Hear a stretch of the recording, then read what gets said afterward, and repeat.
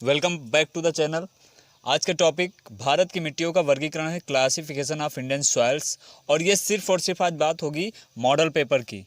ठीक है, मीन्स आपका इस चैप्टर से किस तरह से क्वेश्चन पूछा जा सकता है इसकी बात करेंगे। इसका जो डिस्कशन होगा, इसका जो पूरा का पूरा मतलब जो हम आपको मिट्टी पढ़ाएंगे, मिट्टी का चैप्टर पढ़ाएंगे, वो नेक्स्ट वीडियो में पढ़ाएंगे, लेकिन उसका बेस क्या होगा वो इस वीडियो में बताया गया है मॉडल पेपर के द्वारा।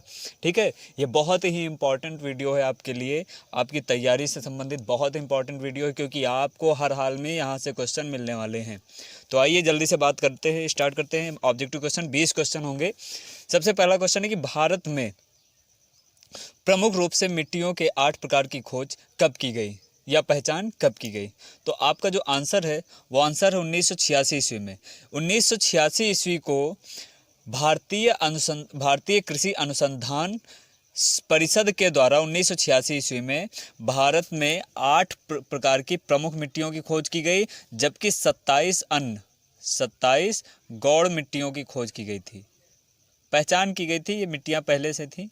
ठीक है, 27 गौड़ मिट्टियाँ थी। नेक्स्ट क्वेश्चन है अम्लीय मृदा किस आयन की अधिकता, अम्लीय मृदा में आपका एक क्वेश्चन होगा, अम्लीय मृदा में किस आयन की अधिकता होती है।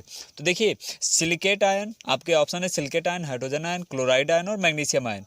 तो आपका आंसर होगा हाइड्रोजन आयन, क्योंकि यहाँ पर लिखा हुआ है अम्लीय आयन। अम्लीय आयन का मतलब अम्ल, और अम्ल की उपस्थिति बिना हाइड्रोजन आयन के नहीं हो सकती है, इसलिए वहाँ पर अधिकता किसकी होगी, हाइड्रोजन आयन की। नेक्स्ट क्वेश्चन है कृषि के लिए उपयोगी जल किस प्रकार का होता है। कृषि के लिए उपयोगी जल किस प्रकार का होता है। तो हम आपको बता दे रहे हैं कि आपकी मिट्टियों में जो जल पाया जाता है वो 3 प्रकार का होता है।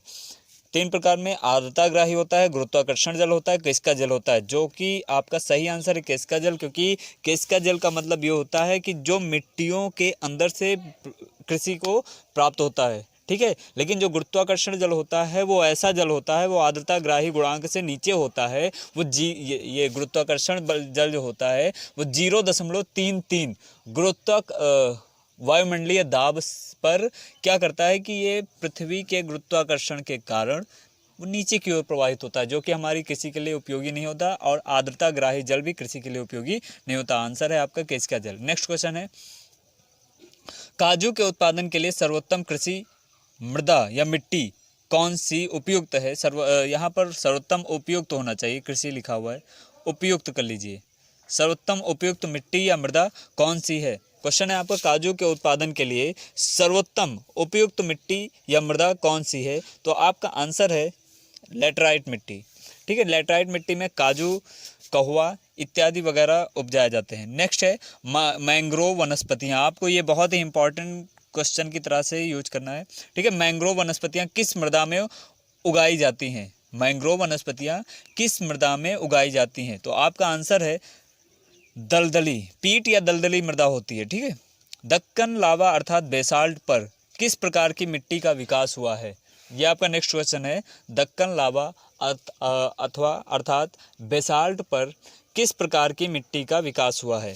पहला ऑप्शन है मरुस्थलीय मिट्टी, नेक्स्ट है पर्वतीय मिट्टी, फिर काली मिट्टी और फिर लैटराइट मिट्टी। तो आपका यहाँ पर जो आंसर होगा वो होगा काली मिट्टी। दक्कन लावा अर्थात बेसाल्ट पर काली मिट्टी का विकास हुआ है।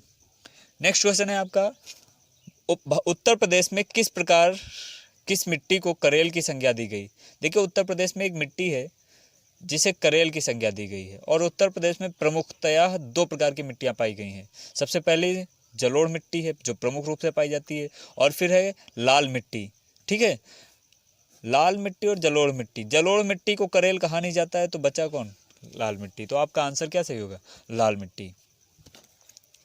देखिए, ये इसलिए हम अभी भी इसका पूर्ण एक्सप्लेनेशन नहीं दे रहे हैं, क्योंकि नेक्स्ट वीडियो आपका कल ही आ जाएगा, और इस नेक्स्ट वीडियो में आपको पूरा का पूरा एक्सप्लेनेशन मिल जाएगा विद रीजनल। ठीक है, भारत में जलोढ़ मिट्टी का क्षेत्र कितना है। भारत में जलोढ़ मिट्टी का क्षेत्र कितना है, और आपकी जानकारी के लिए बता दें कि चाहे जितना भी हो सर्वाधिक है। इससे ज़्यादा भारत में सबसे ज़्यादा क्षेत्रफल में अगर कोई मिट्टी पाई जाती है तो वो जलोढ़ मिट्टी है, और उसका क्षेत्रफल होता है 43.4%, अर्थात 15 लाख किलोमीटर स्क्वायर में पाया जाता है। नेक्स्ट क्वेश्चन है आपका भारत में लाल मिट्टी का क्षेत्र कितना है। भारत में लाल मिट्टी का क्षेत्रफल कितना है? और वो आंसर है आपका 6.1 लाख किलोमीटर स्क्वायर, और परसेंटेज में ये है 18.6%। नेक्स्ट क्वेश्चन है, देश में सर्वाधिक क्षेत्रफल किस मिट्टी का है? देश में सर्वाधिक क्षेत्रफल किस मिट्टी का है? तो आपका आंसर है, देखिए सर्वाधिक क्षेत्रफल किस मिट्टी का, अभी हम आंसर दे चुके हैं आपको, जलोढ़ मिट्टी कितना 43.4% या 15 लाख किलोमीटर स्क्वायर। तो आपका आंसर क्या होगा? जलोढ़ मिट्टी। नेक्स्ट है, सर्वाधिक मृदा अपरदन से प्रभावित राज्य कौन सा है?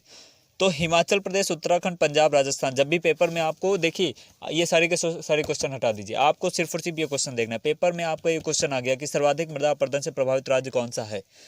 सपोज दैट आप पढ़े हैं, भूल गए, या फिर आप नहीं पढ़े, या फिर आप बहुत दिन पहले पढ़े थे, या फिर आपको याद भी है तभी कन्फ्यूजन बन रही है। कन्फ्यूजन कहाँ से बनेगी? हिमाचल प्रदेश, उत्तराखंड। आपके दिमाग में आएगी मृदा अपरदन, मतलब मृदा अपरदित हो रही है, मतलब ऊपर से चट्टान गिर रही होगी, है ना। ऊपर से चट्टान गिरने का मतलब हिमाचल प्रदेश, उत्तराखंड में आप पहले जाएंगे। आप 50-50 करेंगे, आप ये दोनों क्वेश्चन अपने मन में ही हटा देंगे। आपके पास सिर्फ और सिर्फ ऑप्शन बचेंगे, कौन? हिमाचल प्रदेश, उत्तराखंड, जो कि दोनों गलत हैं।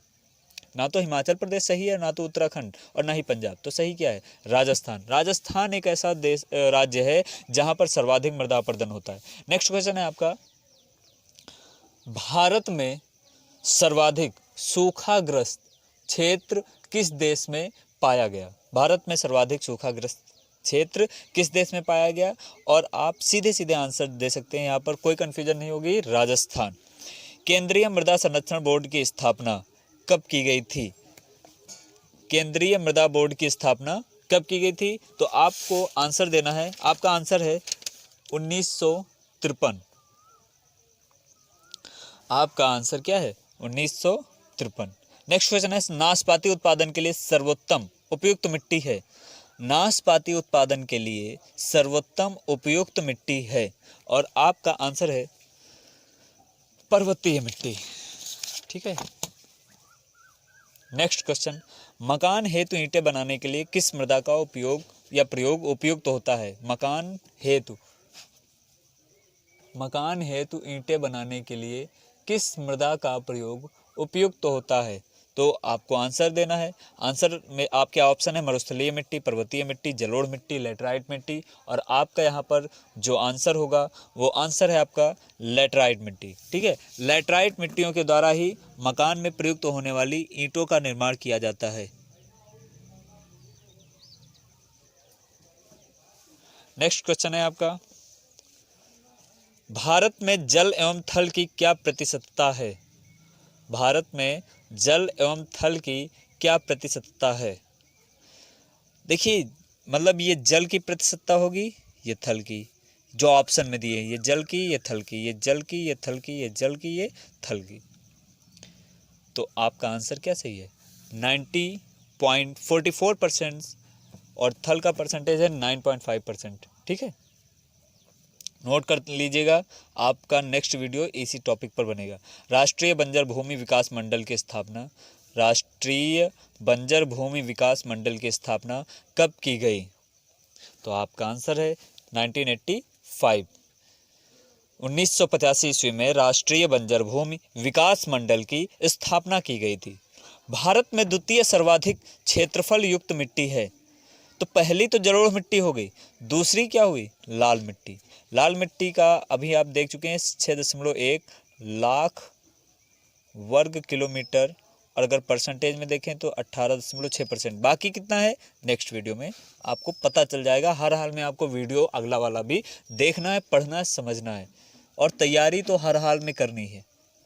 शुष्क खेती के लिए सर्वाधिक उपयुक्त मिट्टी है? काली मिट्टी, लाल मिट्टी, जलोढ़ मिट्टी, लैटराइट मिट्टी, और आपका आंसर है काली मिट्टी। काली मिट्टी शुष्क खेती के लिए सर्वाधिक उपयुक्त मिट्टी है काली मिट्टी। ठीक है। नेक्स्ट क्वेश्चन, सर्वाधिक लवणीय मृदा युक्त किस राज्य में पाई सर्वाधिक लवणीय मृदा किस राज्य में पाई जाती है?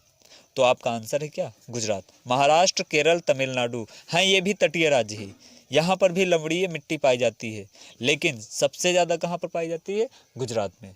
और आपका ये टॉप 20 क्वेश्चन खत्म हुए, आपको हर हाल में ये क्वेश्चन पढ़ लेने। नेक्स्ट वीडियो इसी टॉपिक पर बनेगा। लॉकडाउन का पूरी तरह से पालन कीजिए और ज़्यादा से ज़्यादा पढ़ाई कीजिए, घर पे रहिए, stay home stay safe. Video को लाइक शेयर एंड सब्सक्राइब जरूर करिए।